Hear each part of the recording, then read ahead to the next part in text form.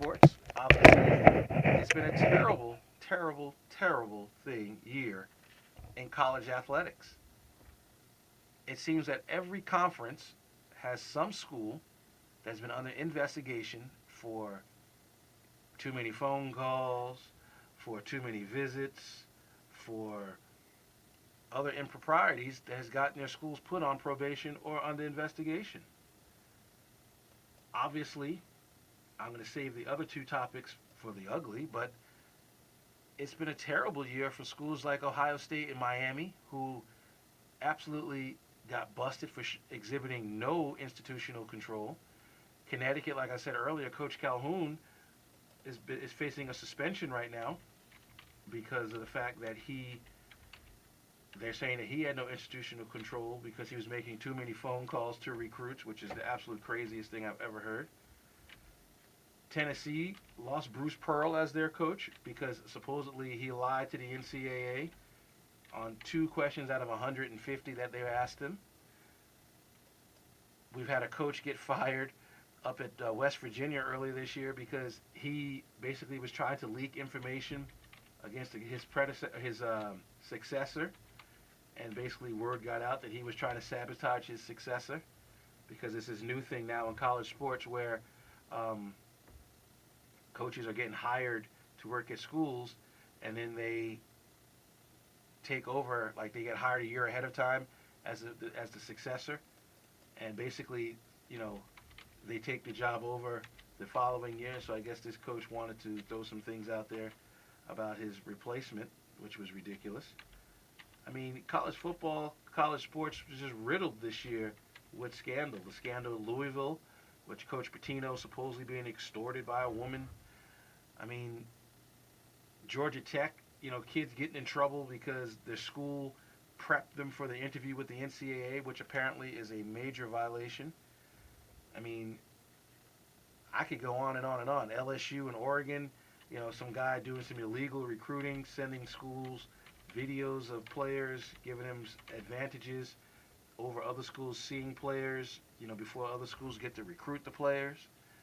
I mean, it's just been a debacle. Oklahoma's on probation in basketball because of, violations in that program. I mean, Kelvin Sampson's, basically not even allowed to come nowhere near Indiana because of sanctions against that school. I mean, the NCAA this year threw the book at every university. North Carolina. I mean, the craziness that has happened in the world of sports this year is just simply mind-boggling. Some more bad. How about the start of the year in baseball? Dodger Stadium. Dodgers playing the Giants. And here you got Mr. Brian Stowe with his friends and watching the baseball game. And I guess he starts getting into it with some of the fans at Dodger Stadium, and then boom, someone lowers the boom on him, and basically, turn Dodger Stadium into a ghost town because people are afraid they're going to get hurt going to the Dodger games if they don't support the Dodgers. The Dodgers obviously this year had a horrible public relations year with all of the drama with the divorce of the McCourts, with all of the drama of fans not showing up to games. I mean, it was an absolute abysmal season for Dodger fans, but the irony is Clayton Kershaw won the Cy Young for being an outstanding pitcher, and Matt Kemp should have won the MVP for having the best statistical season of any player in baseball. Hopefully, the Dodgers will invigorate themselves in this offseason and be ready for next year to challenge for a world championship. Don Manley is a great manager. He's a good guy. But that team this season basically, suffered the major black eye in all of baseball. Mr. Stowe is recovering very, very well. He's with his family a bit more and doing a little bit more here and there in terms of his communications and stuff like that. So even though in a year bad for that organization, at least Mr. Stowe is recovering. My favorite bad of the year is kind of an eggs in your face bad.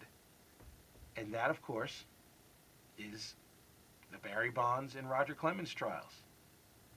Barry Bonds was found guilty of one count of obstruction, where basically he's not going to serve any jail time. He's going to already do community service. He's been doing community service his whole life, so that's not a big deal. In fact, he's appealing it because essentially he feels that it's kind of a waste of time. And in a way, a lot of people, are happy that he was at least convicted of something. But the reality is, they didn't get the home run, no pun intended, that they wanted to get with what he did in terms of the steroid use and in terms of lying under oath. A lot of people are very angry with the government and very angry with just the way the system did not deliver the quote-unquote justice that the media wanted. And in a Roger Clemens case, the case was thrown out because the judge told the prosecutor that he was not allowed to say something or not allowed to present evidence based on the words of someone. And the prosecutor, I guess, decided that he wasn't talking to him and decided to put up storyboards of conversations held that the judge had specifically told him not to. And so the judge just said, mistrial. I'm not a big Clemens fan, but as I've said to you several times this year, I'm very pro-athlete. And I think that Clemens being on trial for denying he used human growth hormone or steroids is crazy. We have much, much more important issues in our societies than dealing with grown men and women who do steroids. Yes, they set examples for our youth, but we have politicians who do far worse things that spend no time in jail, and when they do go to jail, they go to like a Club Med jail, so it's not like they're being punished. And when they get out of jail, of course, they get to do the speaker circuit where they go make millions of dollars anyway, so leave these people alone. Fight the crimes in the cities. Help us get some health care. Do all the things that we need to make us live and make us better people than wasting our time talking about steroids and athletes who don't make a difference in your life or mine. And we'll be back on 89.7 KLAS FM to finish our year by talking about the ugly, and the topic of the ugly will cover quite a few things. And we'll do that after this message from the Jack.